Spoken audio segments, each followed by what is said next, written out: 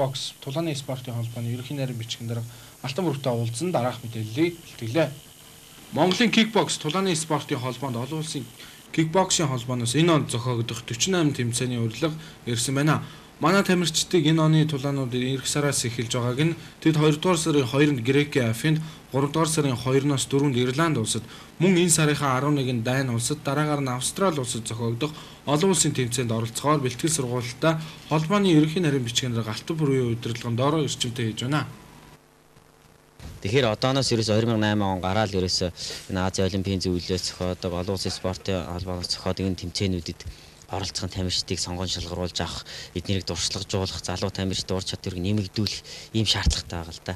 За энэ үүднээсээ одоо 2 сараас эхлээд бид нэр Грекийн Афин, за мөн Австрийн Вена, Дани Aalborg, за Ирландын Даблин гэдэг энэ хотуудад болох олон улсын тэмцээнд оролцсон.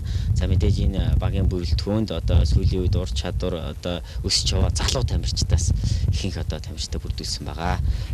Манай кикбоксчид дээрх цуврал тэмцээнүүдэд оролцоод эх орондоо ирээд 4-р сард кикбокс бүл контактын улсын аврах шалгаруулалт 7-р тэмцээн хүлээж байгаамаа. Энэ тэмцээний хөтөлбөрт уламжлалт төрлүүдээс гадна Тай үндэсний Muay бокс нэмэгдсэн байна.